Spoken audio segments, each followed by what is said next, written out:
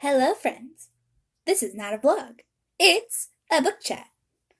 So what book are we talking about?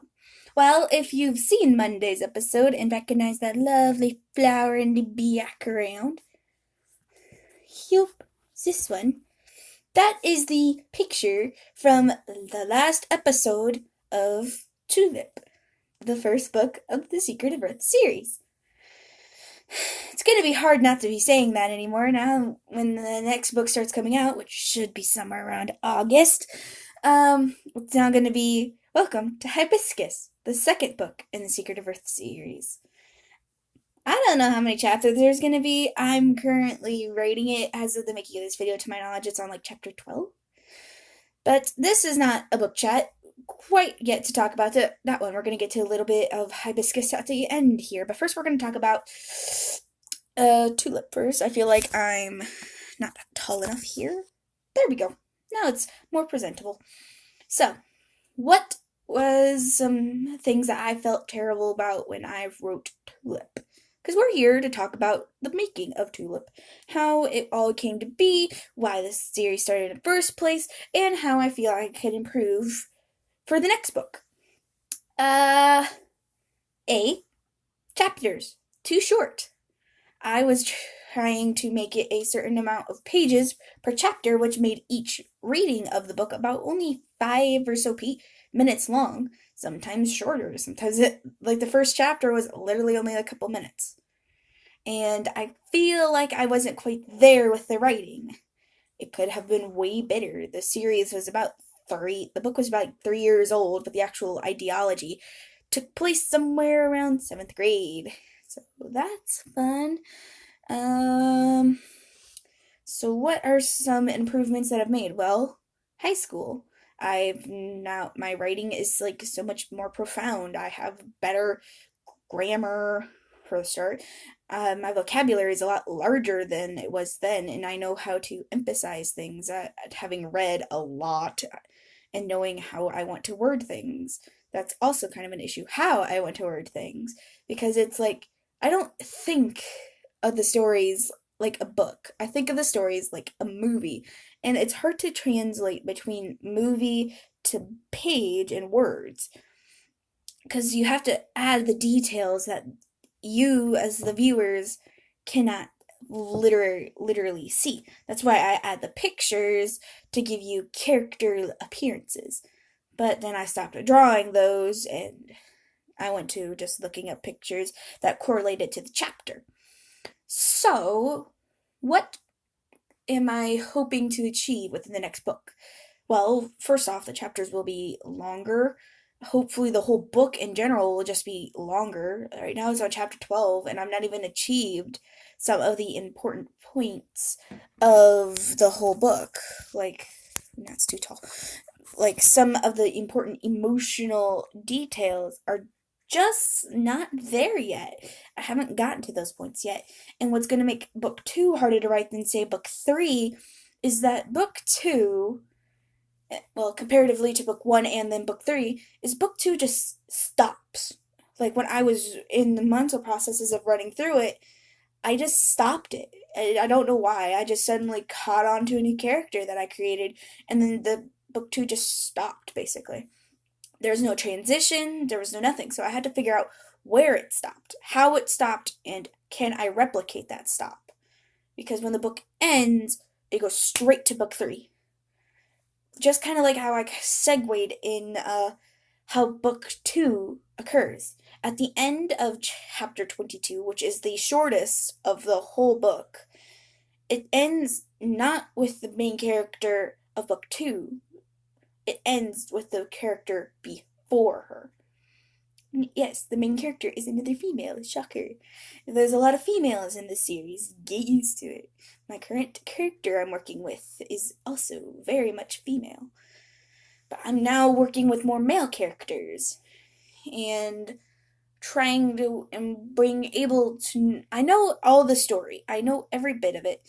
Tulip is the one that's most profound in my memory because I've had to go back and recall everything multiple times, leaving kind of Hibiscus and all the other characters kind of just subside. Like, I think book 4 will be the hardest to recreate even though it's fairly more recent because there's so much to the series. And then once we get done with book four, we're technically going to moving on to a side series called The Human Effect.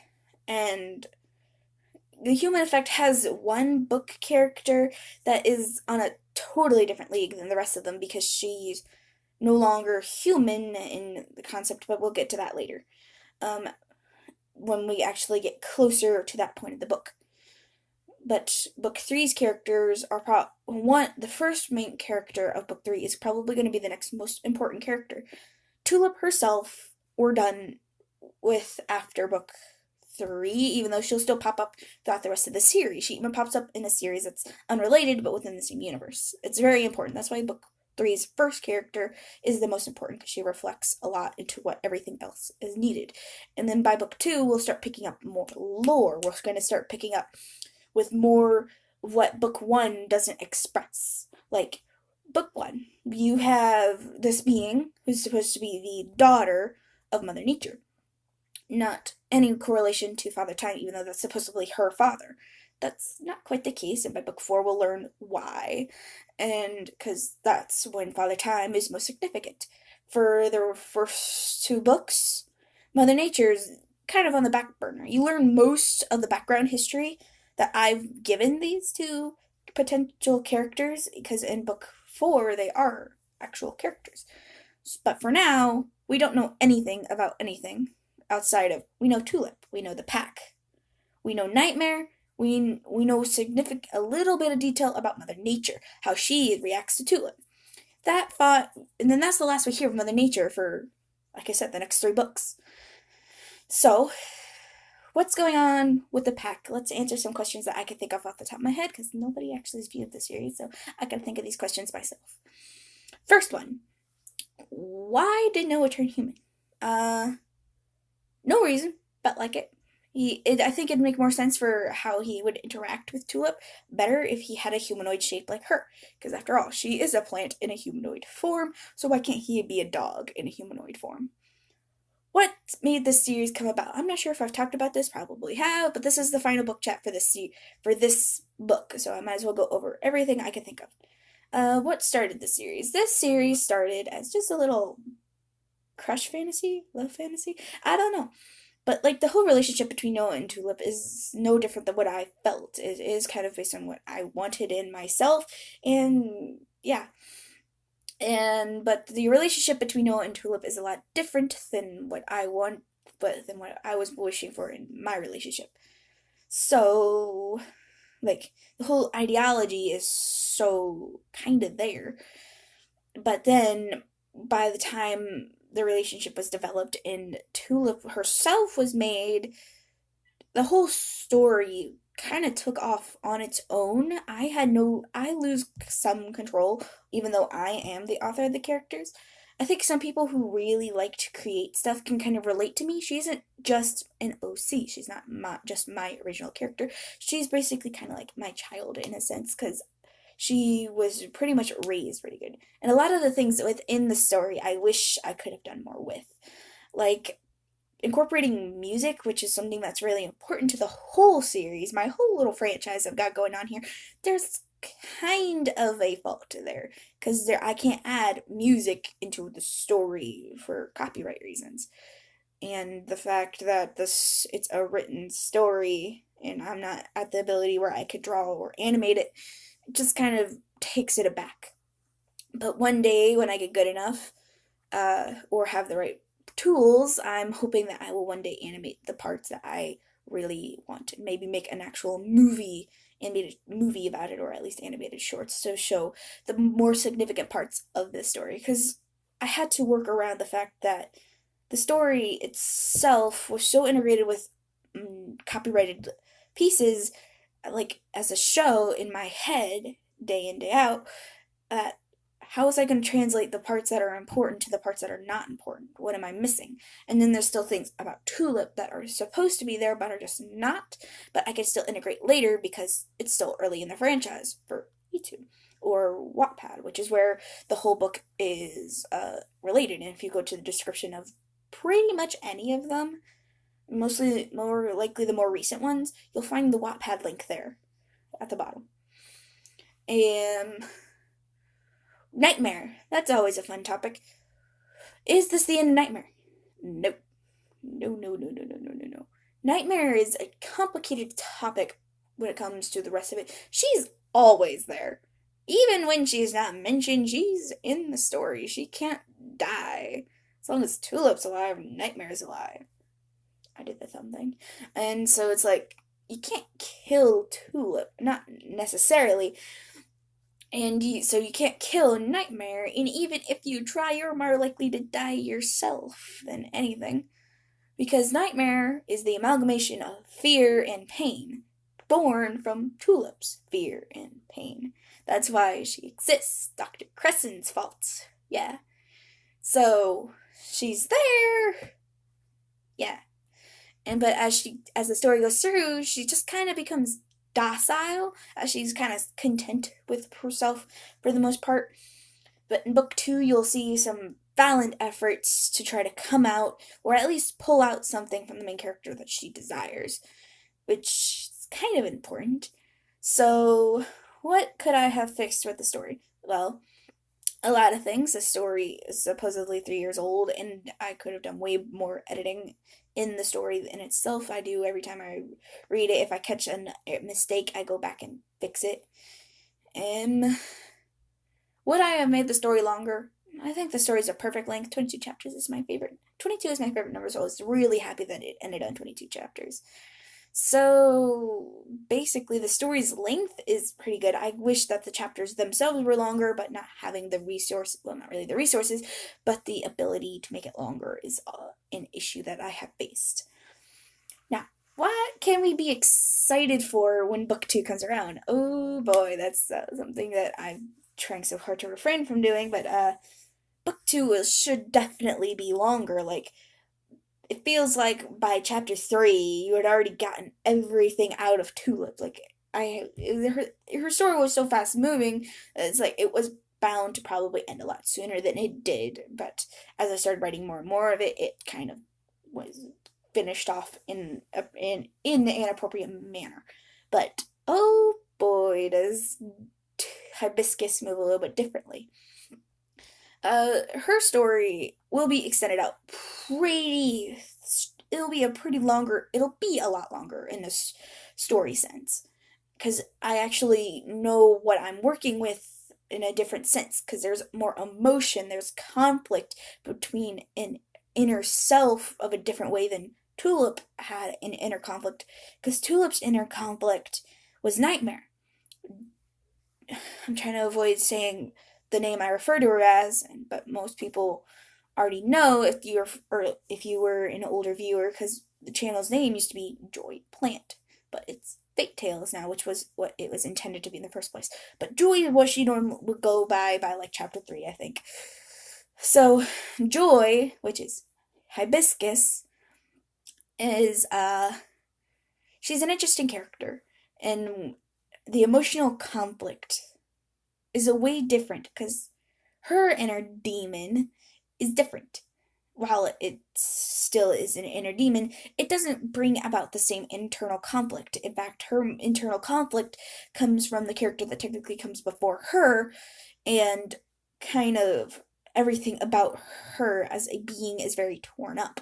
Not as torn up as my current character that I'm working with, but she is still she is torn up to a relatively decent extent. What am I most excited for in this book? Oh, just the writing in general is going to make me so excited, because since I don't have as much memory, but I know what needs to happen, I have so much more leeway. I could rewrite the story, make it feel better, if anything. Create the story as I go, because that's what I'm actually really good at. I can create stories on the spot, and then I run with it for so long it ain't funny. So I'd show some sketches, but I don't actually have any sketches of her outside of a few terrible short-term sketches. But I do actually have some sketches of a time in Tulip's affairs in this little journal here. This journal is probably one of the only places where you'll get to see a lot of, oh boy. So, if you've not been on Wattpad, you would not have seen this wonderful piece right here. I am a way better artist now than I was in 7th grade. Oh, here's Noah.